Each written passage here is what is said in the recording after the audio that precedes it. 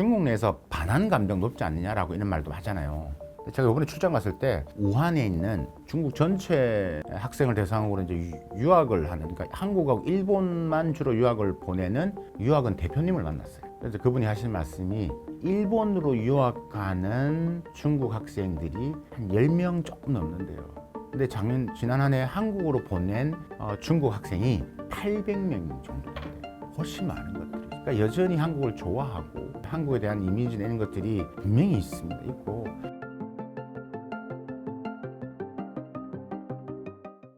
한중 관계의 현재 상황에 대해 어떻게 평가하시나요?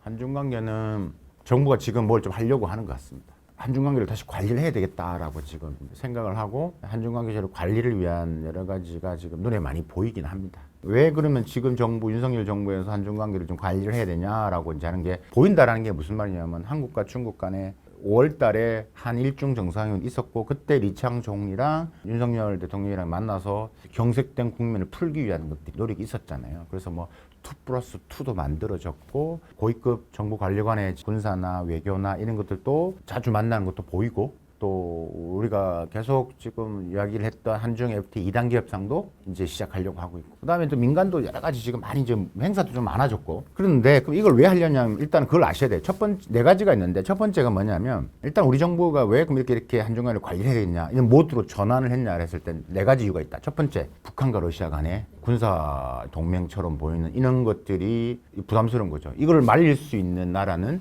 미국도 아니고 중국이라고 본 거죠. 왜? 중국도 싫어할 거야. 북한과 러시아가 짝짝꿍하는 것은 중국도 솔직히 부담스럽거든요. 말은 표현하지만 부담스럽다고. 그럼 이것을 심리적으로 터치해줘야 되겠다. 그러면 중국도 오케이 할 거야. 그래서 우리가 해서 이걸 좀 막자라는 식의. 첫 번째 이유가 이제 그런 이유가 있는 것 같고. 두 번째는 11월 이제 미 대선 결과가 우리 입장에서는 트럼프가 돌아오면 이건 좀 복잡해져. 우리가 지금 바이든 행정부 다 맞춰놨잖아요. 맞춰놔서 이제 미중 관계, 한중 관계, 혹은 한미일 관계, 북미 관계 다 이렇게 있는데 이게 지금 이게 다 흐트러진다는 거예요. 그러니까 트럼프가 오면 지금 아까 많다는 거죠. 그러면 우리가 지금 다 공을 들여 했는 것들이 완전히 처음 다시 가야 되는 여러 가지 이슈 문제가 있기 때문에 외교 정책의 지형이 변하기 때문에 그러면 한중 관계도 관리를 해야 된다라는 여러 가지의 이제 이런 필요성이 대두됐다. 이게 두 번째고 세 번째가 우리가 여러분 잘 아시다시피 뭐 한미 동맹이 얼마나 강화됐고 그다음에 우리 한일 관계도 개선이 많이 됐잖아요.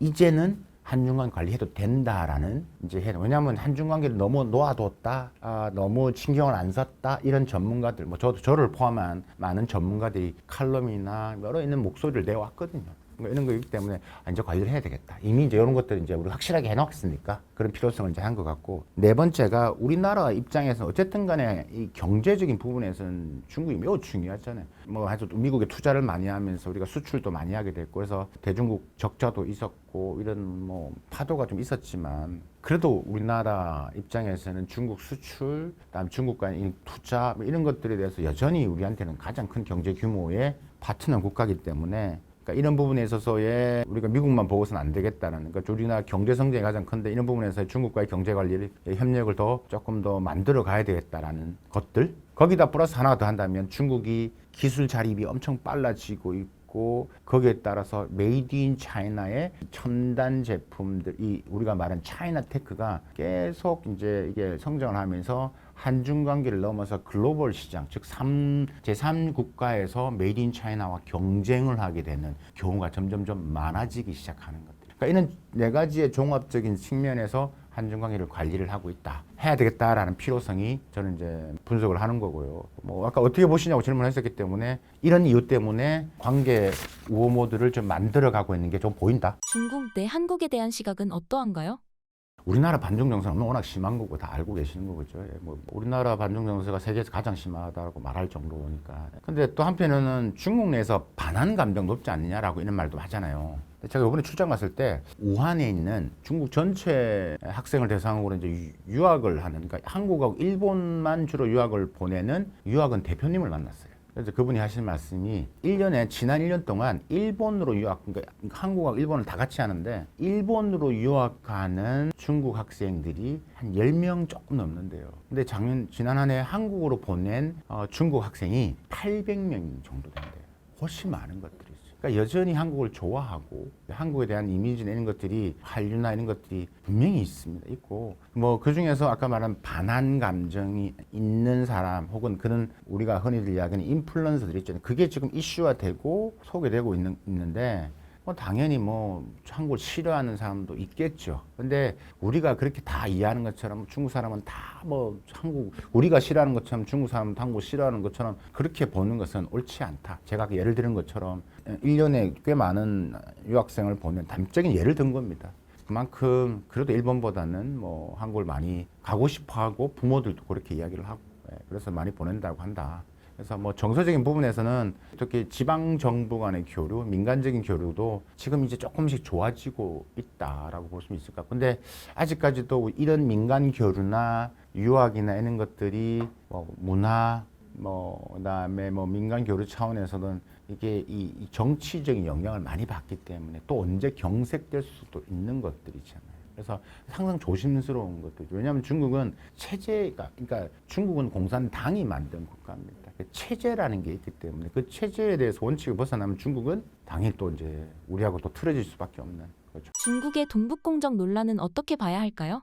그걸 자극하는 그런 일부의 유튜버들, 뭐 일부의 뭐 이런 인플루언스, SNS 인플루언서들이 그걸 이제 하고 그걸 이제 자기가 주목받기 위해서 하는 건데, 근데 그게 다라고 절대 보시면 안 된다라고 생각을 하는데, 그걸 보도를 이제 하는 것은 중국에 이렇게 반응 감정이 심하다라고 하는 건데, 그게 이제 그러면 동북공정, 문화공정 이런 것들은 중국 정부가 일부적으로 하고 있는 것도 있습니다. 분명히 역사를 왜곡하는 측면도 분명히 제가 볼 때는 이 논쟁이 될 수가 있습니다. 그러니까 이걸 어떤 게 관점이냐에 따라서 이건 학자들의 입장에서 이제 풀어 나가야 되는데, 그러니까 자기의 역사로 편입시키는 부분에서는 분명히 우리가 조금 짚고 가야 되고, 분명히 정부가 있으면 얘기를 해야 되고요. 뭐 동북아 역사재단 이런 부분 여러 가지 민간이나 학술 단체에서 당연히 옳고 그름을 따져야 되는 건 맞다. 근데 지금 말씀드렸다시피 뭐 김치가 중국 거다, 비빔밥이 뭐 중국 거다. 그러니까 김치가 사천 김치도 있거든요. 근데 완전 다른 거죠. 거기에 동의하지 않는 중국인은 또 많습니다. 아니, 비빔밥은 전부 다 알지. 뭐 한국 비빔밥, 뭐 한국 가면 반드시 먹어야 될 게 한국 비빔밥, 불고기. 그럼 불고기도 뭐 나중에 중국인들이 이것도 우리 거라고 이야기하고, 우리가 고기 잘 구워 먹는. 그렇기 때문에 그렇게 우기는 유튜버, 우리가 자꾸 그걸 이슈화 시키면 시킬수록 더 좋아하는 것 같아. 근데 중국 일부의 생각이지 그 전체 그렇게 보시면 안 된다. 하지만 아까 좀 큰 차원에서야. 근데 그게 중국 정부가 그걸 이야기하지 않잖아요. 인플루언서나 중국에 있는 좀 팔로워들이 있는 친구들이 그들이 이렇게 하는 거기 때문에 중국 정부가 하면 우리가 당연히 이야기하지만 그렇게 하지는 않거든요. 그러니까 그걸 너무 좀 확대 재생산할 필요는 없다. 그럼 서로 간에 불필요한 오해만 또 하고 있는 것 같다라는 생각이 듭니다. 현재 한중 경제 관계의 주요 과제는 무엇인가요? 한중 관계 수기 32년입니다. 그 말이면 저도 한중 관계를 연구한 지가 30년이 넘었다는 이야기거든요. 근데 한중 관계의 원칙은 뭐였냐면 태생부터 한국과 중국은 다릅니다. 중국은 태생부터 뭐라고요? 공산당이 중국을 만들었고 사회주의 국가입니다. 그러니까 항상 근데 그 32년 동안 뭘로 버텨왔냐면 흔히들 한중 관계가 어려울 때마다 항상 한국이나 중국이나 이야기해왔던 뭐 예를 들면 구동존이 뭐 구동화이, 이게 무슨 말이냐면 서로의 다름을 인정하자는 거예요. 그리고 체제는 이야기하지 말고 우리가 같이 붙어 있으니까 경제 협력을 하자. 그래서 이 원칙이 이제 안 되면 한중 관계는 계속 그냥 뭐 적과의 동치, 그러니까 계속 가까이 하긴 너무 먼 당신이 돼버리는 거죠. 계속 시진핑이나 주석이나 맨날 항상 중국 가면 무슨 이야기를 하면 한중 관계는 뭐 이렇게 이사 갈 수 없는 이유, 움직일 수 없잖아요. 이런 이야기를 하는 것처럼. 그러니까 지난 한중 관계 32년 동안 그래도 우리가 해왔던 것은 한국이 잘 살아왔고 중국이 뭐 그 혜택을 뭐 그러니까 한국의 경제 성장해왔고 우리나라가 수출을 많이 했고 수기를 했을 때 초기입니다.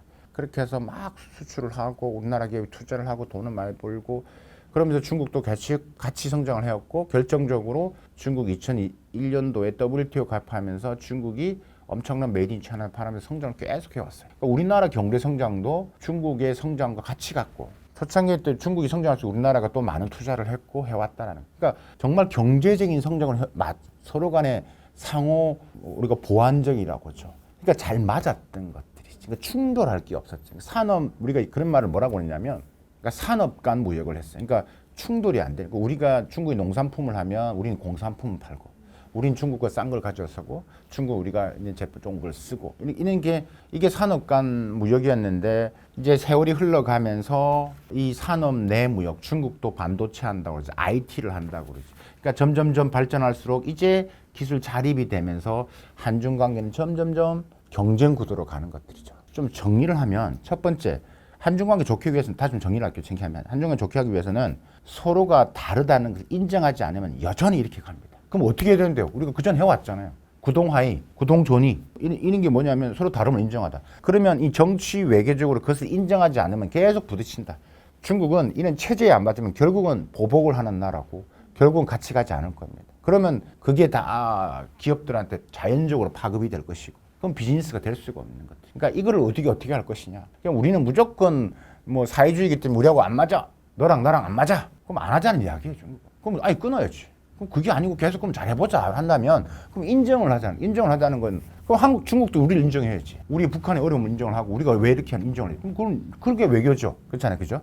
그러면 그 부분에서 정치 외교적 측면에서 우리가 이 계속 32년 동안 해왔던 이런 구동존이나 구동하이 뭐 등등의 가장 원칙 서로 다름을 인정을 하고 서로가 맞는 것부터 하자. 이게 구동존이 구동하이라는 거죠. 이런 것부터 우리가 고민할 필요가 있다. 이게 돼야지만 된다. 두 번째 그러면 이제 경제적인 측면에서 그럼 한다라고 했을 때 어떻게 되느냐? 과거에는 아까 상호 보완적이기 때문에 서로가 다 맞았어. 고맙고 잘 네가 필요한 거 갖다 주고 내가 필요한 거.